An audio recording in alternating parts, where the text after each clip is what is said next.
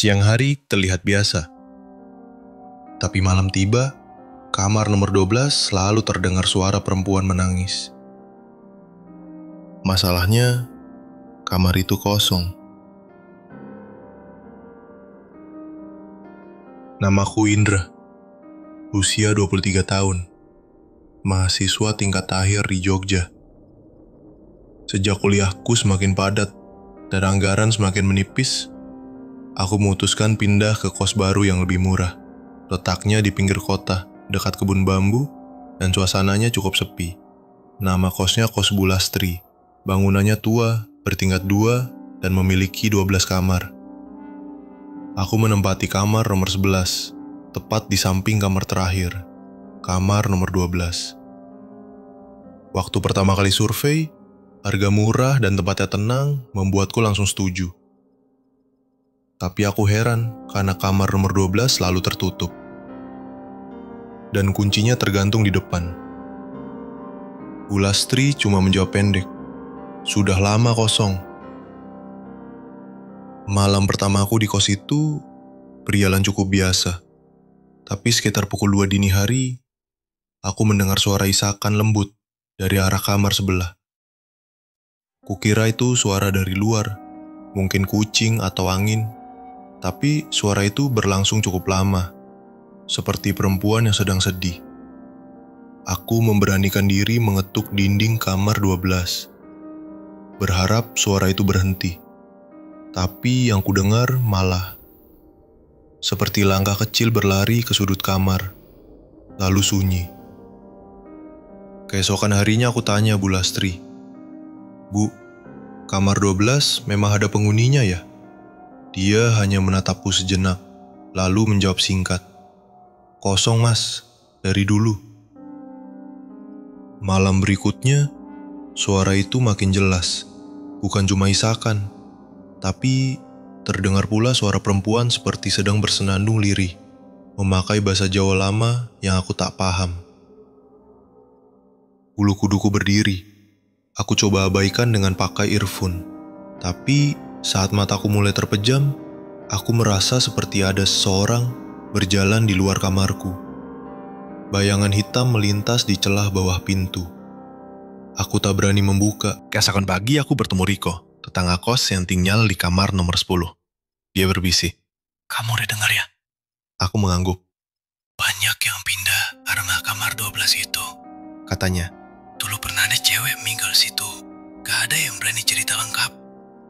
Saat aku sedang membersihkan balkon lantai 2, aku tak sengaja melihat kunci kamar 12 tergantung di bawah jendela tua yang terbuka sedikit. Rasa penasaranku memuncak. Siang itu, aku beranikan diri membuka pintunya. Ruangan itu dipenuhi debu dan aroma apek. Di salah satu sudut, masih ada meja rias kecil dengan cermin yang buram. Di meja itu ada foto lama seorang perempuan muda memakai kebaya. Wajahnya terasa familiar, seperti yang pernah kulihat di mimpiku beberapa malam terakhir. Di cermin itu juga, kulihat siluet perempuan berdiri di belakangku. Aku menoleh. Tidak ada siapa-siapa. Malam harinya, aku berdoa lebih khusyuk. Entah kenapa, rasa takutku berubah jadi iba. Aku menyalakan lampu kecil di balkon, menghadap kamar 12, berharap siapapun sosok itu tak lagi merasa sendiri. Dari malam itu, untuk pertama kalinya, tidak ada suara tangisan. Ketika suara sinden kembali terdengar, Indra sadar. Dia bukan hanya tinggal bersebelahan dengan kamar kosong, tapi tengah hidup berdampingan dengan sesuatu yang belum pergi. Sejak kejadian di kamar 12 yang itu, aku mulai bermimpi aneh. Dalam mimpiku, aku selalu berada di tengah panggung terbuka, di mana seorang perempuan bersanggul duduk di depan gamelan dan menyanyi. Wajahnya tidak pernah jelas, tapi suara lembutnya begitu merasuk. Aku mencoba fokus kuliah seperti biasa, tapi malam selalu terasa berat. Setiap kali aku menatap ke arah jendela kamar 12 dari balkon, rasanya seperti ada yang mengamatiku balik. Bahkan, lampu balkon kecil yang kupasang mulai sering berkedip sendiri. Pada suatu malam hujan, listrik sempat padam sebentar. Saat lampu kembali menyala, cermin kecil di kamar mandiku retak di bagian tengah. Padahal sebelumnya baik-baik saja. Anehnya, garis retak itu membentuk seperti sosok perempuan berambut panjang. Beberapa malam setelahnya, suara sinden mulai terdengar. Samar, lembut, dan menyayat. Seperti nyanyian yang dipaksakan dari hati yang patah. Lagu itu selalu berhenti di nada tinggi, lalu berubah menjadi tangis. Aku tidak sanggup lagi. Aku coba membaca doa, menyalakan murotal. Tapi lagu itu terus muncul. Bahkan siang hari pun, aku bisa mendengarnya. Pelan dari arah cermin. Puncaknya terjadi malam Jumat itu. Aku bangun karena mendengar suara kursi ditarik dari dalam kamarku. Saat membuka mata, kulihat cermin di dekat meja belajarku mengembun dari dalam. Dan di permukaannya, ada bekas telapak tangan perempuan. Padahal kamarku tak ada siapapun selain aku. Dari dalam cermin, samar terlihat kamar nomor 12. Tapi sesuatu yang ganjil. Bayangan itu menampilkan perempuan sedang duduk menyanyi di depan meja rias. Bukan bayanganku. Bukan juga pantulan kamarku. Tiba-tiba pintu lemari bajuku terbuka sendiri dengan bunyi berderit panjang. Angin dingin seperti keluar dari sana. Aku terpaku. Tak ada suara. Tapi aku merasa dia sedang berdiri di belakangku. Aku tak berani menoleh. Keesokan paginya, aku nekat bertanya langsung pada Bu Lastri. Setelah lama terdiam, beliau akhirnya berkata, "Dulu kamar itu dihuni Mbak Raras, mahasiswi seni karawitan. Cantik, lembut, dan selalu ramah. Tapi suatu malam, dia tak pernah keluar dari kamar. Orang menemukannya 3 hari kemudian, di depan meja rias. Wajahnya masih tersenyum seolah baru selesai menyanyi, tapi tak bernyawa."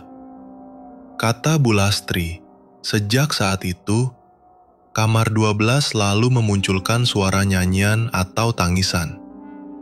Mungkin dia belum selesai menyanyikan lagu terakhirnya. Katanya lirih. Aku pulang ke kamar dengan perasaan campur aduk. Aku tahu roh itu belum pergi, tapi entah kenapa aku tidak lagi merasa hanya takut. Aku merasa bersalah, seolah aku adalah tamu yang mengganggu keheningan seseorang yang sudah lama ingin didengar. Malam itu, aku menulis surat kecil dan menyelipkannya di bawah pintu kamar 12. Kalau kau masih ingin bernyanyi, aku akan mendengarkan. Tapi jangan ganggu kami yang masih hidup. Tenanglah, Mbak Raras. Dan untuk pertama kalinya, aku bisa tidur sampai pagi tanpa gangguan. Banyak yang percaya arwah yang belum tenang akan terus menghantui. Tapi bagaimana jika dia hanya ingin lagu terakhirnya diselesaikan? Hari-hariku kembali tenang, sesaat. Setelah aku tinggalkan surat itu, suara tangisan dan nyanyian memang tak terdengar lagi. Tapi suasana kamar terasa semakin aneh. Suhu jadi dingin tak wajar setiap malam. Dan cermin meja belajarku yang sebelumnya jernih, mulai tampak berembun dari dalam, meski tak ada air di sekitarnya. Riko, temanku di kamar nomor 10, akhirnya cerita juga. Ternyata dulu ia pernah mencoba mendekor kamar 12 agar lebih terang dan ramah. Tapi setiap kali ada benda baru diletakkan di sana, tanaman, kursi, bahkan sajadah, semuanya berpindah tempat saat dia kembali esok harinya. Aku yakin dia masih di situ, kata Riko. Tapi nggak semua yang tayangan itu jahat, Ndra. Kadang mereka cuma belum selesai. Malam itu, aku mendengar suara nyanyian gamelan. Bukan dari kamar 12, tapi dari dalam kepalaku sendiri. Suara sinden itu lirih, tapi jelas. Bait-bait lagu Jawa lama terdengar seperti meminta pertolongan. Saat aku menutup mata, dalam bayanganku aku melihat Mbak Raras duduk di tengah panggung, tapi sendirian. Lampu remang-remang, tak ada penonton, hanya kabut. Yang lebih aneh lagi, saat aku bangun, aku mendapati tulisan di cermin kamarku. Temani aku 1 kali saja.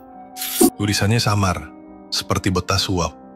Aku diam, tak bisa bernapas. Tapi aku tahu, ini bukan mimpi. Pukul 2 dini hari, aku terbangun karena suara ketukan dari arah dinding kamar 12. Bukan ketukan biasa, tapi seperti pola irama gamelan. Pelan, berulang. Anehnya, aku tidak takut lagi. Entah karena aku sudah terbiasa, atau karena dalam diriku ada dorongan kuat untuk mengakhiri ini semua. Aku mengambil kunci kamar 12 yang tergantung di bawah jendela tua, lalu perlahan membuka pintunya untuk terakhir kali. Kamar itu tetap seperti sebelumnya, gelap, berdebu, dan dingin. Tapi kali ini, meja rias menyala lembut, seperti disinari cahaya tak kasat mata. Di depannya, kulihat sosok Marara sedang duduk membelakangiku. Rambut panjangnya terurai, dan ia menyanyi pelan.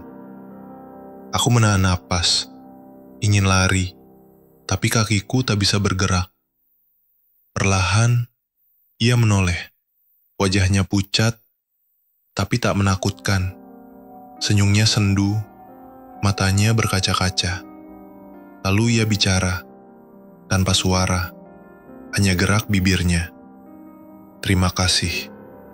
Dalam sekejap, kamar itu menjadi gelap total. Aku jatuh terduduk dan semuanya hilang begitu saja. Pagi harinya, aku bangun di kamar 11. Tapi anehnya, kunci kamar 12 sudah tidak ada di gantungan. Aku turun ke bawah dan menanyakan pada Bu Lastri. Tapi beliau hanya mengangguk pelan dan berkata, "Malam tadi, saya mimpi Mbak Raras pamit. Katanya sudah ada yang dengarkan lagu terakhirnya." Sejak malam itu, kamar nomor 12 benar-benar tak pernah terdengar apapun lagi. Tidak ada tangisan, tidak ada nyanyian, hanya hening. Beberapa bulan kemudian aku pindah dari kos itu. Bukan karena takut, tapi karena aku merasa tugasku sudah selesai. Di dalam hati, aku tahu, terkadang yang dibutuhkan arwah yang belum tenang, bukan pengusiran, bukan ketakutan, tapi pengakuan, dan teman terakhir yang mau mendengarkan. Ini setiap kali aku melewati kos tua itu, aku selalu memandang ke arah jendela kamar 12. Dan kalau sedang beruntung, aku bisa mencium samar bau bunga melati, seolah ada yang masih mengenang lagu terakhirnya.